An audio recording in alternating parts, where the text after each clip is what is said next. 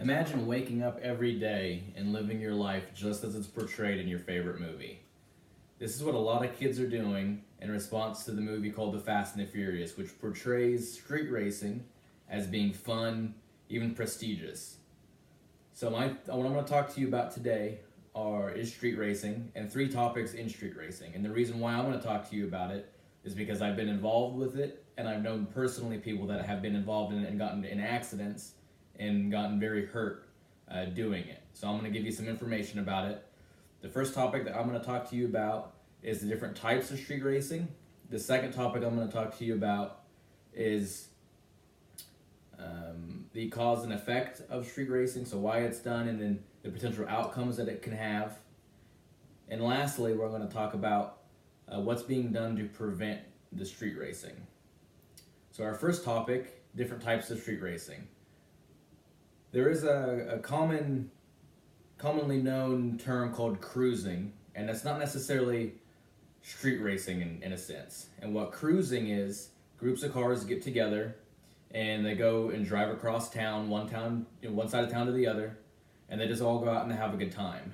According to Professor Kenneth Peake, who's a professor of criminal justice, he wrote a guide for the Department of Justice, says that cruising typically consists of older people and older vehicles, so they don't really pose a very big threat to motorists, to the police. They're just out having a good time.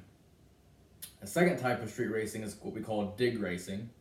And what dig racing is two cars, they line up from a dead stop, and somebody comes out with a flashlight, just like this one here. And when they're ready to go, he pushes the flashlight on just like that, and they take off down the street. So they've got, usually they race a quarter mile at a time. So they hit a certain speed, they go as fast as they can, and the first person to cross the finish line is your winner. The third type of street racing is what we call roll racing. Very similar to dig racing, but you start from usually a certain speed, so 10 miles an hour, 20 miles an hour, 30 miles an hour, what have you, and you go from a certain speed, and the way that they do that, how they signal the start of that race, is one of the cars honks. And after 3 honks, then they take off racing as fast as they can. So those are the 3 different types of street racing.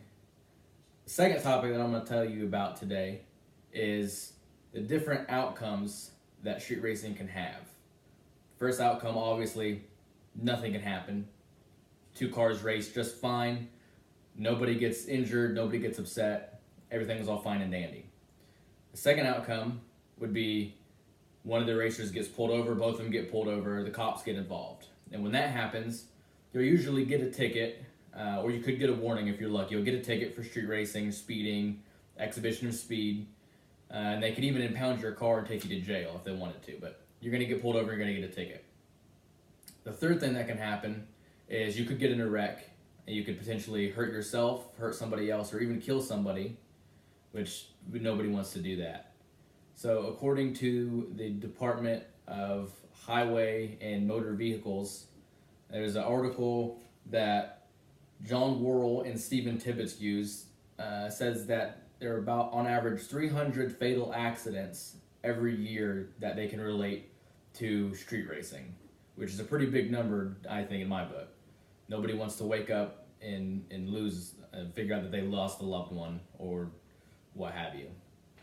So our third topic, we've proven that we've established what it was, the different types, the different outcomes, and now we're going to talk about what can be done, what is being done to prevent people from street racing. The first thing that's being done is educating police officers on how to spot it, how to stop it, how to recognize that it's going on in the world.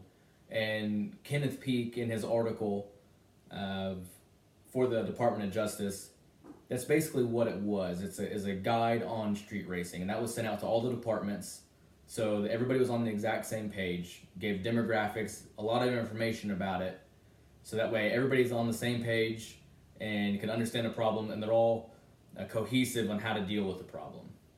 A second thing that's being done to prevent street racing is they're enforcing tickets They're really cracking down on giving out tickets and enforcing the laws. Like I said, they can impound your car, they can take you to jail, which obviously is no good. The third thing that they're doing is just overall creating more awareness about it. With the news stories on the news, people are getting hurt, people are getting killed. For example, nobody wants to wake up and realize that their son, their daughter, or even their parents were killed in a street racing accident, which is exactly what happened to a young unnamed woman in Canada in February this year, according to the Milton Canadian Champion, which is one of their local newspapers. People are dying every day, and we need to do something to stop it. So in conclusion, I've talked about the different types of street racing. I've talked about the potential outcomes of street racing, and I've talked about what can be done to prevent it. So, in conclusion, street racing isn't so fast or furious.